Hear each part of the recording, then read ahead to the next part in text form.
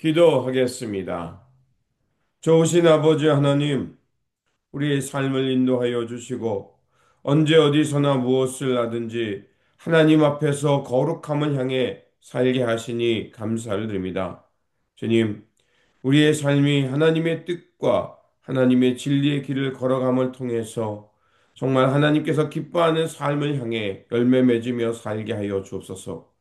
혹 우리가 주님의 길에서 멀어졌을 때 주님 우리를 그냥 버려두지 마시고 우리에게 찾아오셔서 선한 양심을 깨워주시고 또 그 깨어남을 통해서 우리의 길에 그 죄된 길에서 돌아서서 즉시 하나님 나라의 길을 묵묵히 걸어가는 하나님의 사람이 되기를 원합니다. 주님, 이 시간 이 아침 우리에게 말씀을 주셨습니다. 우리에게 주신 말씀을 통해서 다시 한번 믿음으로 또 말씀으로 굳건하게 새로워지고 결단하는 시간이 되게 하여 주옵소서. 우리 구주 예수 그리스도의 이름으로 기도드립니다. 아멘. 오늘 우리에게 주신 말씀은 레위기 4장 13절에서 21절입니다. 만일 이스라엘 온 회중이 여호와의 계명 중 하나라도 부지 중에 범하여 허물이 있으나 스스로 깨닫지 못하다가 그 범한 죄를 깨달으면 회중은 수송아지를 속죄제로 드릴지니 그것을 회막 앞으로 끌어다가 회중의 장로들이 여호와 앞에서 그 송아지 머리에 안수하고 그것을 여호와 앞에서 잡을 것이요 기름 부위를 받은 제사장은 그 수송아지의 피를 가지고 회막에 들어가서 그 제사장이 손가락으로 그 피를 찍어 여호와 앞 휘장 앞에 7번 뿌릴 것이며 또 그 피로 회막 안 여호와 앞에 있는 제단 뿔들에 바르고 그 피 전부를 회막 문 앞에 번제단 밑에 쏟을 것이며 그것의 기름은 다 떼어 제단 위에서 불사르되 그 송아지를 속죄제의 수송아지에게 한 것 같이 할지며 제사장이 그것으로 회중을 위하여 속죄한즉 그들이 사함을 받으리라. 그는 그 수송아지를 진영 밖으로 가져다가 첫 번 수송아지를 사름같이 불살을지니 이는 회중의 속죄제니라. 아멘. 오늘 본문 말씀은 속죄제 중에서 무엇보다도 온 회중, 그 회중들이 하나님 앞에서 죄를 범했을 때 그것을 속죄하는 방법을 전해주고 있습니다. 레위기 4장부터 6장까지는 속죄제와 속건제입니다. 그 전에는 번제, 특별히 하나님 앞에 제물을 태워서 드리는 그 전제를 드렸고요. 그리고 그 제사장의 속죄제, 그리고 화목제, 이런 제사를 드렸습니다. 그런 것들은 개인이 하나님 앞에서 죄를 범하고 또 개인이 이웃과 관계 속에서 그것을 깨졌을 때 하나님 앞에 죄를 고백하고 그리고 이웃과 평화와 화평을 이루기에 드리는 제사였다면 이제 4장부터 6장까지 나오는 제사는 이제 공동체와 그 지도자들 그리고 특별히 대제사장이 하나님 앞에 죄를 지었을 때 어떻게 그 죄를 회복하고 그리고 하나님 앞에 다시 거룩함을 지켜갈 것인지를 전해주는 말씀입니다. 죄를 범한 사람의 신분에 따라 오늘 본문을 다 읽진 않았지만 본문의 내용을 보면 그 종류들을 다양하게 얘기하고 있습니다. 대제사장에 대해서 그리고 온 회중 오늘 우리가 읽었던 본문은 온 회중이죠. 그리고 지도자가 하나님 앞에 죄를 지었을 때 그리고 일반 서민이 죄를 지었을 때 이렇게 종류에 따라 그 하나님 앞에 드리는 제물을 달리했습니다. 대제사장이나 이스라엘은 그 회중이 죄를 지었을 때 하나님 앞에 수송아지를 드리게 했습니다. 그러니까 굉장히 그 나름대로 무게와 비중이 있는 것을 하나님 앞에 드리게 했죠. 그리고 최고 통치자, 왕, 그 최고의 지도자들 같은 사람이 하나님 앞에 죄를 지었을 땐 숫 염소를 드리게 했습니다. 그리고 일반 백성이 죄를 지었을 때는요, 암염소나 양을 제물로 드리게 했습니다. 자, 이런 차등이 있는 것은 무엇을 말합니까? 그 사람이 있는 사회적 위치, 그 위치가 얼마나 비중이 있고 큰가. 그렇기에 하나님 앞에서 죄를 함부로 지어서는 안 된다는 것을 구별하기 위해서입니다. 또한 죄를 지었을 때 그 신분과 그 위치에 따라서 분명히 드릴 수 있는 영향력이 차이가 있었을 겁니다.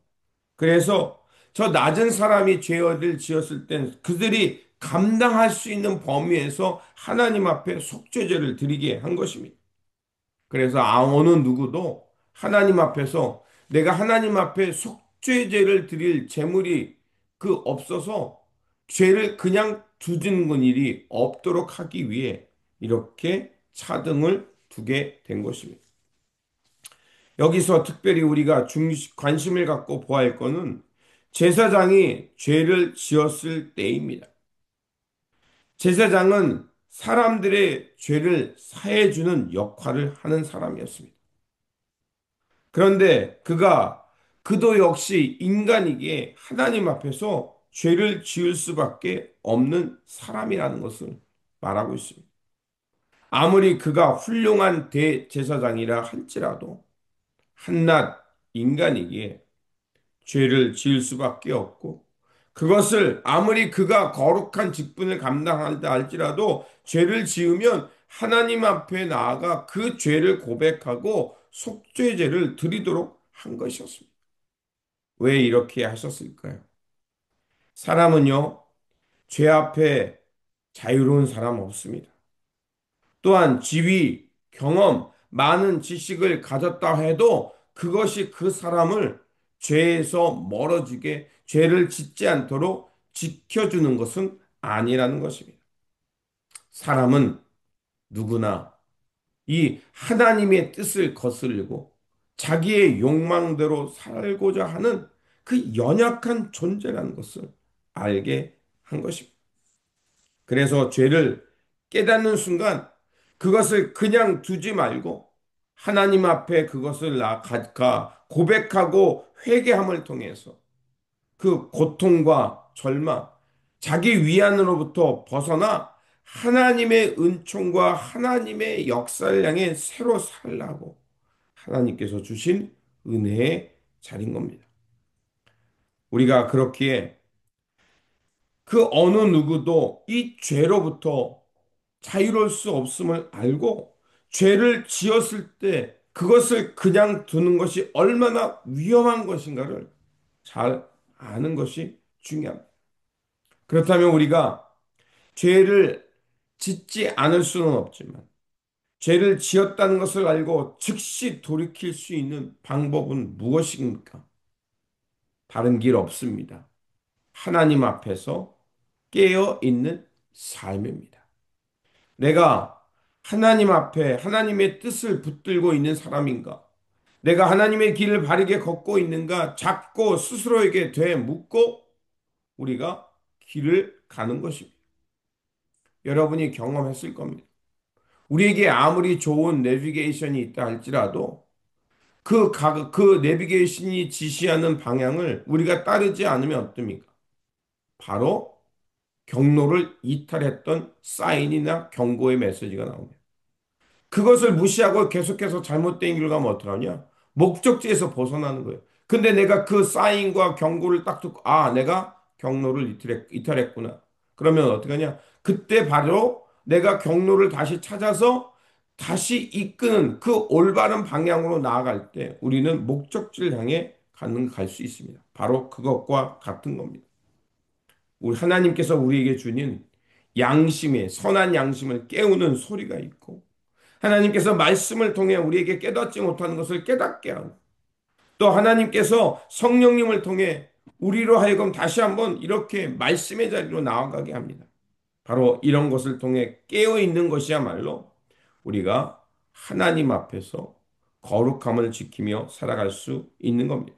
그래서 하나님은요, 어느 누구가 하나님 앞에서 죄를 지었든지 그것을 깨닫게 하고, 그래서 하나님 앞에 나와 그것을 자복하고, 그 다음에 그것에서 하나님 앞에 용서를 구한 다음에 그것이 그 죄가 그 다음에 사라졌을 때, 그 다음에 중요한 게 뭐냐? 35절에 그 모든 기름을 화목제 어린 양의 기름을 떼어 낸 것과 같이 떼어 제단 위에 여호와의 화제물로 위에서 불사를 찌니 이같이 제사장이 그 범한 죄에 대해서 그를 위하여 속죄한즉 그가 사함을 받으리라. 오늘 본문 말씀 21절도 마찬가지예요. 맨 끝에 뭐라고 말하고 있습니까? 이 모든 것들 하나님 앞에 다 불사른 다음에 뭐냐? 회중이 속죄의 죄를 드렸다라고 말합니다. 하나님은 어느 누구나 그 죄를 알고 하나님 앞에 나와 그것을 고백하고 그리고 화해와 용서를 얻은 후에 그것을 가지고 끝난 것이 아니라 사람들에게 나아가 그 죄를 다시 한번 회복하고 그래서 이제 하나님 앞에 거룩해 짐을 향해서 살아가고 하나님 앞에서 이제 그 죄가 있지만 이 속죄제를 통해서 죄에서 사함을 받은 후에 새롭게 살아가도록 길을 마련했던 겁니다.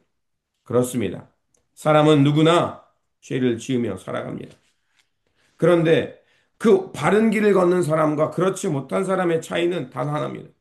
자기가 죄를 지었을 때 그것을 즉시 깨닫고 회개하는 사람과 그렇지 않는 사람은 차이가 나는 겁니다.